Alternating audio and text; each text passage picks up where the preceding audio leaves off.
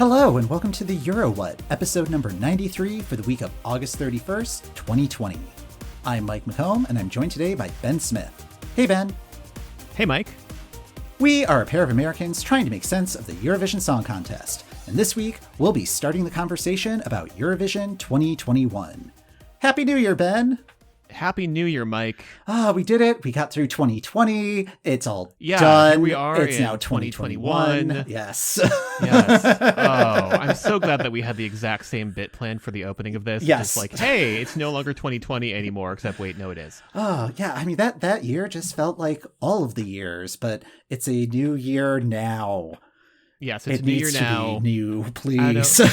Well, I mean, on the plus side, like I think I've mentioned this on the show before, but there's something about being in Boston when September hits, where just maybe it's just all the colleges or just all of the moving trucks precariously moving towards Storer Avenue.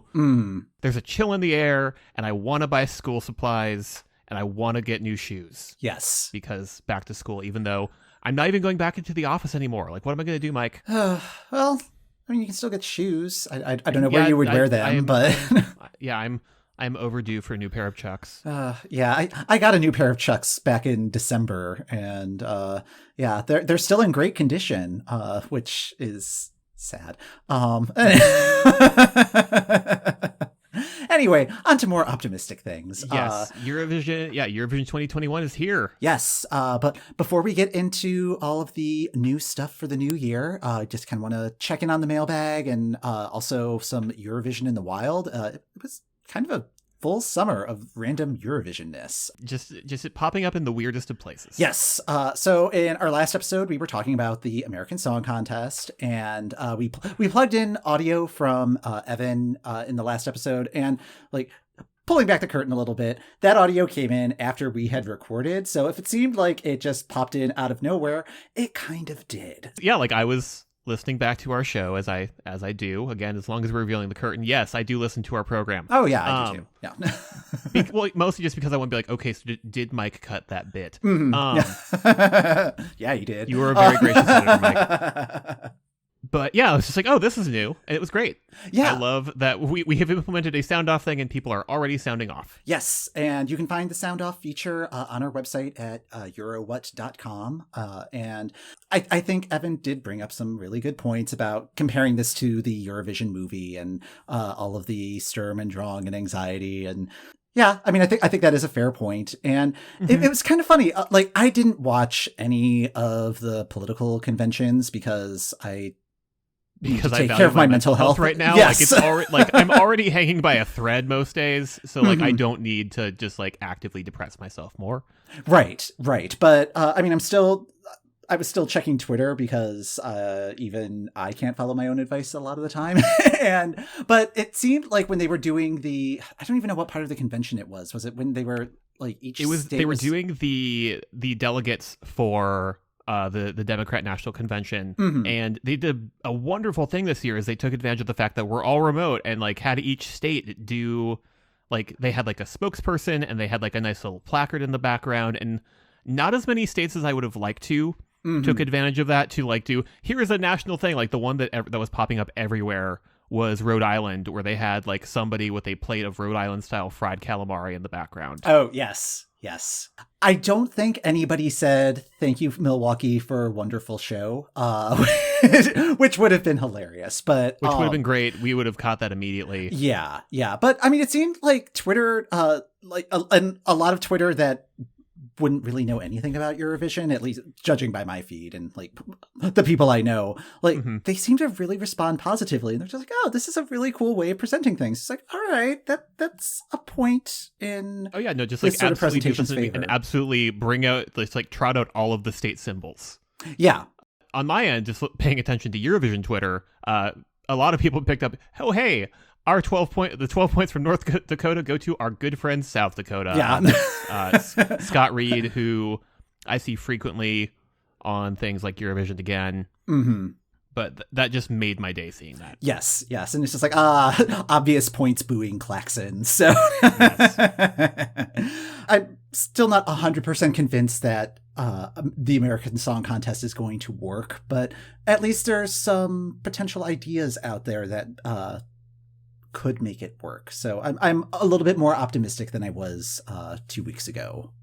Exactly. And just thinking of one other thing that Evan said about the Eurovision movie and how that's been received elsewhere. I saw a comment on Stereogum, one of the music sites I follow, in a thread about Bjork doing some concerts sponsored by Iceland Airways that have now been moved to next year. Oh, yes. There was a Bjork play Ya Ya Ding Dong joke. So that bit is popping up everywhere. So yes, lesson learned. I would like to hear her cover of that. I think it would be pretty interesting. Well, that and or I would like to see the glare that she gives the person who requests it, and as it just melts their flesh. Yeah, I saw her in concert. Oh, I guess maybe like 12 years ago at this point. And yeah, I think there was somebody who was like taking flash photos in the front row, and like in the middle of whatever song, she just went no, and then I think security went to talk to them. But it was just like, oh, okay. I imagine that probably being her reaction, only sterner. I don't know. Just like, Ben, why were you banned from Iceland? Yeah, well, not fun just for that. Story, yeah. grandchild. Yeah. Fun story, grandchild. Oh, goodness. So, yeah, I guess that like other Eurovision stuff in the wild that happened. I heard the Mamas at my gym, which was totally unexpected. I do Orange Theory, so it's just music all the time during like a 1 hour workout or whatever. And at the end, there's just this cool down section. And I don't think the coach like catered this playlist. I think they just pulled it off of like, I think they have a set of playlists, or it might have just been like a radio DJ type setup on Spotify. I don't know how any of this works. But yeah, I'm just like stretching my arms and I'm just hearing, wait, why do I know this song? And it was just going into the hook of Move. And it was just like, what? Okay. And like, I mean, it's a really good cool down song, but at the same time, it's just like, how is this happening? And it's just like, did John know? John the coach, but it's yeah, it was just really random and disorienting. Like the same thing happened when I heard Ireland's 2018 entry at Starbucks, where it's just like, what is going on? Like, am I being watched? So is this candid camera? Why is it only for me? Yeah. And it's just like, wow. But yeah, well, I mean, if I were pulling together a gym playlist and looking for new things and trying to figure out, okay, what are things that I do in the gym? Move. Yes, let's type Move into Spotify and see what pops up. That would be smart. Yeah. I should put together a Eurovision gym playlist. I that could be a lot of fun. Although, knowing that every song is 3 minutes, it could kind of get into your head in terms of like timing things. I don't know. I've already put way too much thought into this. So. On the other hand, it's great for doing intervals. Exactly. Yes. What else has been going on? Oh, yeah. So Alexander Rybak and I may end up being neighbors at some point. That's fun. Yeah. Apparently he is enrolling at Columbia College in Chicago to get his MFA in music composition for the screen. So that's kind of random. I always joke about Chicago being the smallest town in America because even though there's like 8 million people here, like it's very easy to just randomly run into people in completely different neighborhoods than where you normally are. I don't know, kind of like how we ended up randomly meeting the team from 12 Points. We're just like, oh yeah, just happened to be in town. We both happen to be in town. Yeah. So it's just like I would not be shocked if Alexander just ended up being at my gym one day and just like, oh, okay, sure. Of course, this was be going cool, to Mike. happen. Be cool. Yeah. Although I'm kind of a haul from Columbia College, so it would be inconvenient on his part. So, but. Like I said, smallest town in America. So he's trying to get away from campus, Mike, where everybody knows that he's the Eurovision superstar looking to make good in America. Meanwhile, on my side of the Eurovision in the wild, you had Move at your gym. I had Demi Lovato and the Eurovision movie in my crossword. Oh, really? Yeah. So in addition to a number of crosswords I solved, because I am a nerd, the New Yorker has, I think, one of the best regular crosswords. Comes out Monday, Wednesdays, and Fridays. The Monday one is very hard. The Friday one is their easy one. And on Friday, August 21st, Demi Lovato was the clue that they highlighted because they always highlight one of the clues for the puzzle. And it mentioned the Eurovision movie in that clue, and I thought that was very nice. Yeah. I mean, especially if you're just trying to get to Demi Lovato, because there are so many ways that you can go to that. And yeah. Mm-hmm. Well, yeah, and I think that Demi pops up a lot, and Demi Lovato in particular, because it's a nice way to clue Demi. Mm-hmm. And it's nice to have a new angle to clue that. I know many friends who construct, and anytime that you have a new way to clue the word Oreo, they are always very happy. Aha. And then what was hilarious to me, though, is that you were the one who tweeted about it. You were the one who, that is my domain, but you were the one, you had beaten me to a tweet by the time I noticed it. I panicked. I saw it in my Google alerts and it was just like, crossword thing, gotta do it. Gotta do it. Go. Yeah, no, I trust that impulse, Mike. Trust that impulse. Mike, have you watched Canada's Drag Race? I have not. I've kind of taken a break from Drag Race, but I see the clips floating online because, like, if you see my Twitter, it's all Drag Race. Mm-hmm. So, I completely understand being kind of burnt out on this because there is so much product lately. Mm-hmm. But the Canadian version is very scrappy, and I like that a lot. Okay. And anyways, one of the themes was Night of 1,000 Celines, okay. And I was very pleased to see that one contestant, Rita Baga, did Eurovision Celine. Ooh. Everybody, like a lot of people, did very glamorous Celines because in the most recent years she's become somewhat of a fashion plate. Mm-hmm. But somebody did a salute to classic Celine and came out in the 1988 outfit, which was a tearaway to a post Eurovision 1989 performance outfit. Oh, nice. Yes. Wow. It was a reveal. Yeah. That is a look. Huh. I'm not sure. Like, the judges clearly did not know that it was a Eurovision thing. So once again, it was a moment where I'm like, this is exciting for me, but I'm not sure if this is for everyone. Yeah. Well, or that everybody understands this. Although they did show the photo of 1988 Celine. Yeah, and like they do show Eurovision in Canada, or they have shown it in the past, and and the core audience they know what's up. So.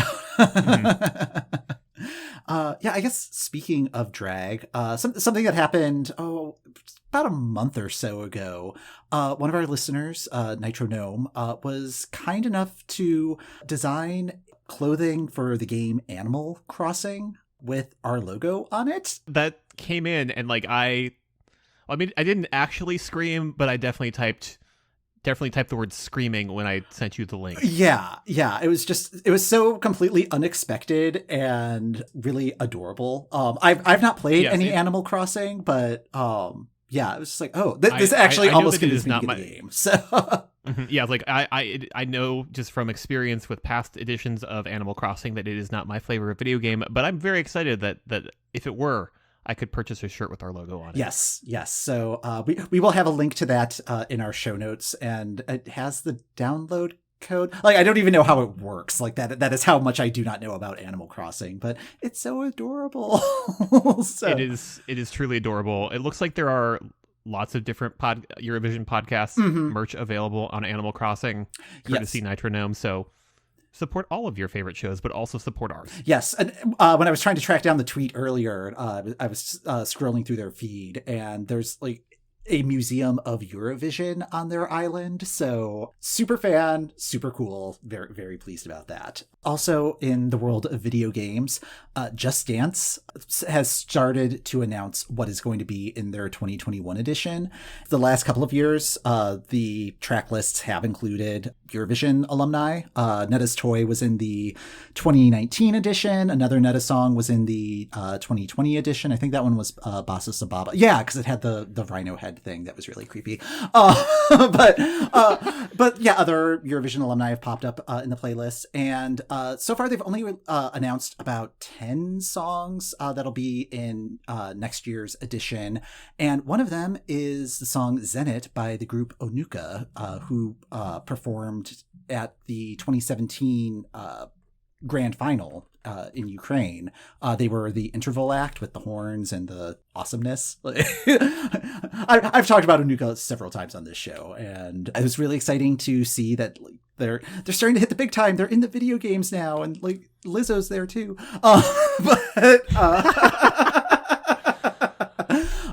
But I'm a little concerned about the iconography.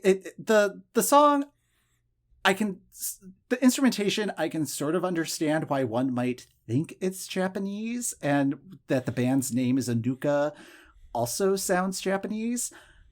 They're not Japanese. They are Ukrainian. Oh, no. The song has Ukrainian lyrics. Like it's oh no. Just Dance 2021. Do one more Google.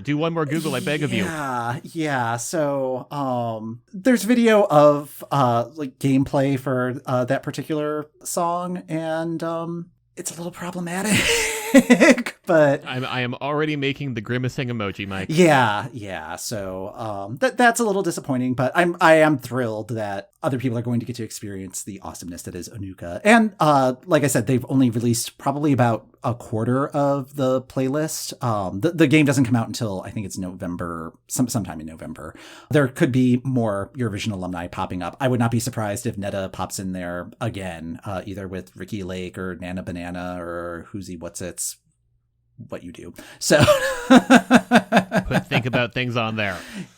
Oh yeah, that is the one that I am expecting. I mean, that like I would be surprised if it did not pop up there. Yeah, given how beloved the world has found that song. Mm-hmm. And like it has a dance with it. It has a dance with it. Yeah. Ooh, the graphics for that would be really cute too. Make it happen, Just Dance. Ubisoft. I think it's Ubisoft that makes the game. So yeah. Do it. So let's all yell at Ubisoft until they do this. Actually, yes, let's do that. Everybody, let's tweet at Ubisoft and get Dathi Frere into Just Dance. So yeah, I love a project. Writing it down right now. All right. And yeah, the other thing that we usually talk about this time of year, which we generally don't want to talk about. Yeah. America's Got Talent has continued its season despite all of the challenges in our current climate. I think it involves drive-ins or something. I don't know. Like I said, we don't watch this show. We don't watch this program, Wikipedia. But apparently just like Twinkies and cockroaches, it will not die. Yeah. So, Daniela Tulashova, who represented Kazakhstan at the Junior Eurovision in 2018, is a contestant this year, and she's actually advanced to the semifinals, which are starting next week, I think. Again, we do not watch this program. Yeah, we don't watch this program. We don't watch Junior Eurovision. Like, really, the only reason that we're mentioning this is because Junior Eurovision has been a feeder system the last couple of years, and like she's been on Voice Ukraine. She's been on other American competition show. She was on CBS's The World's Best, their response to America's Got Talent last year. What is time? But it would not surprise me if we see her at some national selection or internal selection in the next couple of years, because she's definitely on that trajectory, I think. Totally. And like, especially with, again, it's the time of year where there's a lot of chatter about who is debuting at Eurovision, who is not debuting at Eurovision. And since it's New Year's Day, we can start to talk about that stuff. Yay! Yay! Okay, so just to kick things off, as long as Kazakhstan's on the brain, neither Kosovo nor Kazakhstan will be debuting this year. They are still associate members of the EBU, so they would need to be invited, and they have not been invited.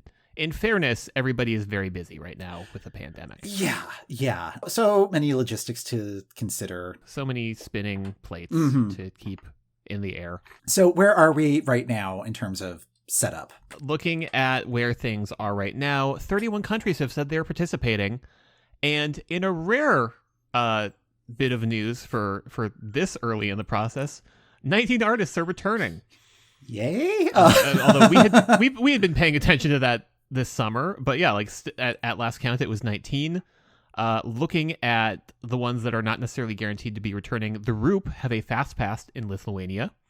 Ukasaviste in Estonia also has one of those for Estee Lauder. Looking at who hasn't confirmed yet, Italy and the UK have not indicated whether they're participating or not, but looking at past years, they're usually fashionably late in doing those things, so it does not shock me that we don't know if they're participating just yet. They probably are. Yeah, and like there was news earlier this summer about San Remo is going to be happening a couple of weeks later than it has the last few years. It would still be within the eligibility window for Eurovision if they were going to use San Remo as their selection process.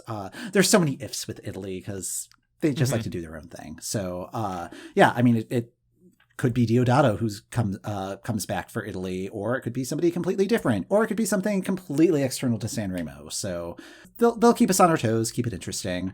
Exactly. It could be Bugo. Yes. Yeah, exactly. And speaking of acts who follow the beat of their own drum, like Italy, and represent nations that are entirely surrounded by Italy, Sanit is still on her freaky trip to Rotterdam. We noticed the first video. We watched the second video. Now there's a third video because it is September 1st. Therefore, we get a new Sanit video. Hey. She has just dropped Ding a Dong. My current theory on these videos is that there's just like a large lotto cage full of bingo balls in Sanit's house, and when it's time to make the video, she just spins the wheel and picks 3 balls at random, because this month our theme appears to be drag queens, superheroes, and Bob Fosse. I think that tracks. And I'll tell you why. I have been to drag shows in Chicago that have pretty much had that theme. Not necessarily the Fosse part, but I'm sure there was Fosse influence that I may just not have picked up on. There may have been a top hat here or there, but it was definitely a superhero theme. I also used to bowl with a guy who did drag, and Wonder Woman is his idol. And as soon as we're done recording here, I'm posting the video on his Facebook because I think he would really appreciate it. And Ding a Dong's such a bop. Oh, I love that song. Ding a Dong is a great song. I'm still thinking over how I feel about Sunit's cover of it, but like, I feel like the more of these I watch, the more the visuals and the song need to just be treated as separate things, because if you try to think about how they go together, it just hurts your brain. Yeah. I'm just glad that she's found a hobby, like, while we're all sitting at home. Yeah. And in fairness, this video dropped, I want to say 45 minutes before we started recording tonight. So yes. We're getting better in like making sure that the news happens before we record instead of after. We tape. So we'll have a link to that video in the show notes. And I think it might be my favorite of the 3. It's the least objectionable of the 3. it's the one where there hasn't been like a stylistic choice where I go, is this bad? I mean, there could still be papers written about this. So there's a dissertation waiting to happen. Yes, for somebody. Yep. Back to but school, not folks. For me. Yeah. I need to see like 2 more of these to start having cogent thoughts. There we go. Yeah. Well. Anyways, so lots of artists already ready to go, and like there are some nations that are already just like, we've got our entry, and I'm just like, guys, sit down. It's September 1st. Yeah. It's September 1st. Calm down. Anyways, Hooverphonic, our favorites, Mike, have said that they are already ready to go, and what that means is that they have written 20 songs this summer, and one of them is probably the one. Oof. Yeah.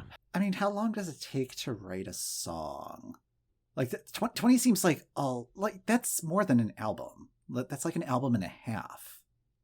Well, on the other hand, like if you're writing an album, you want to have material to choose from, so you're going to write more than just the 10 songs. Yeah, and honestly, looking at a lot of the other nations right now, writing camps are happening. So like they could just be doing a writing camp with like some trusted collaborators. Because looking on the calendar, Bulgaria had a songwriting camp with the Symphonics Collective folks. So that's Victoria, your Ben Dolic, Cesar Samson. Sweden is doing a Melfest songwriting camp that had a lot of notable names. Sarah Dawn Finer, who said that she would not be performing, but was definitely writing. Oh. You just sort of a lot of the usual crop that's popped up at Melfest in the last few years. Yeah. Elsewhere in the world, Montaigne is working on things and seems like she's cooking up a cracker of an entry. James Newman is hinting that he's working on things, whether they are Eurovision things or not, we don't know, but he's talking about doing things. Yeah. He's thinking about things, as it were. There we go. Yeah, which is also interesting since we said that UK hasn't said one way or the other if they're participating, they're probably participating. Just indication that he may also be representing them again, which I wouldn't object to that. But yeah, we probably won't know anything until, I'm going to say, January, because that seems to be when UK really actually gets the ball rolling on their Eurovision stuff. So it's like Eurovision season technically starts September 1st, but the UK would like to wait until January 1st when the regular year starts. I vibe with that. Yeah. And then finally, Norway is thinking about what it's doing, and what it's going to do is potentially stick with the same format as 2020. despite how that went. Yeah. I guess Norway doesn't listen to our podcast, so yeah, we now know which delegations do not listen to the Eurowhat, and they are Norway. Yeah.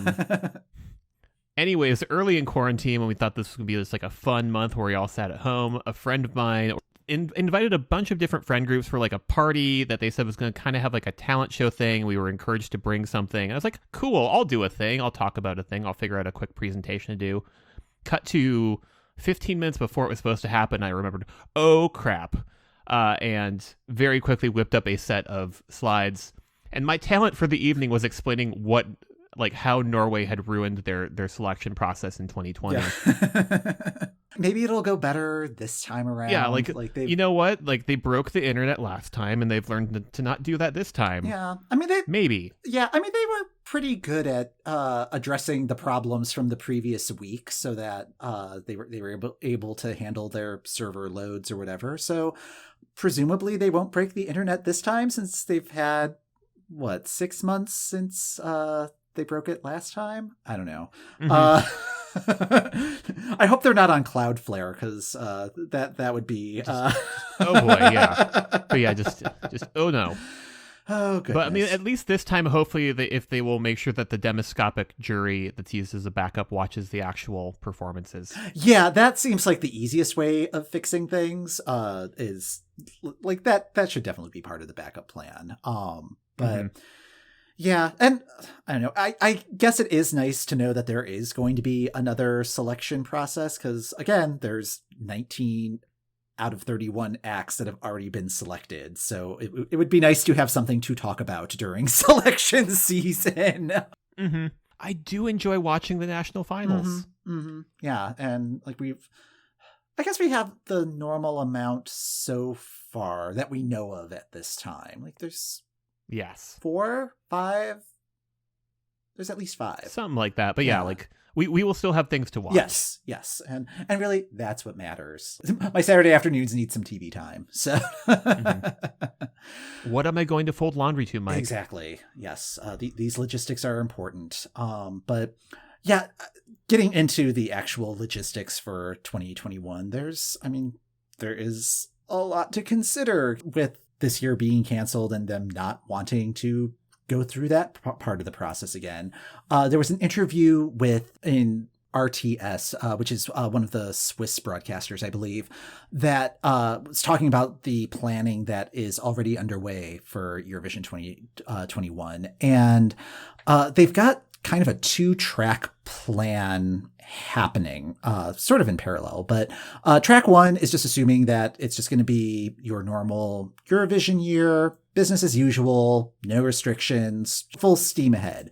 But of course, that's going to rely on a lot of pieces coming together that are well outside of Eurovision's control, such as a vaccine and travel plans and all of that. So they do have a second track in mind, and that's where the stuff about the pre-recorded vocals are coming in, other submission methods, that sort of thing. But yeah, basically they're working on a restricted plan that kind of takes into consideration what delegations can do if there are travel bans in place, the way that they're kind of fluctuating right now in Europe. And they're watching how sports associations are handling travel during this time, because sports teams are competing and they're in bubbles and such. So trying to learn from that to kind of come up with a game plan. There's also this third track that nobody really wants to discuss, where it's just an all virtual Eurovision Song Contest. So Eurovision over Zoom. They're not seriously considering that at this stage, which I think is fine. It seems like it's too early to kind of pull those. It's a little too early, but good to have that in the back pocket. Yeah. I'm just very amused by the mental image of a Eurovision bubble at Disney World. Oh yeah. Oh, yeah. Oh, man. But that would be so difficult. I mean, I'm particularly thinking about the smaller countries where it's Eurovision is a significant part of their budget. And you'd be like, oh, yeah, you can do Eurovision, but you have to quarantine for 2 weeks before you're able to go to rehearsals, or however that would end up working. And it's man, that would just be such an expense. And yeah. And I mean, and there are also other considerations in place, such as like Rotterdam Ahoy.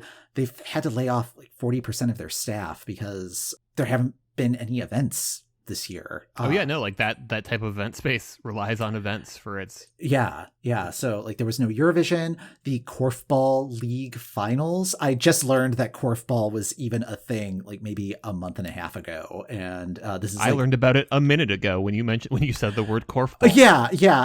At first I thought it was a joke, and then we've been watching Only Connect, and there was a team that their connection was that they were all Korfball players, and it was like, surely you've made that up. And then I looked up what Korfball was, and it's like, I was wrong. So,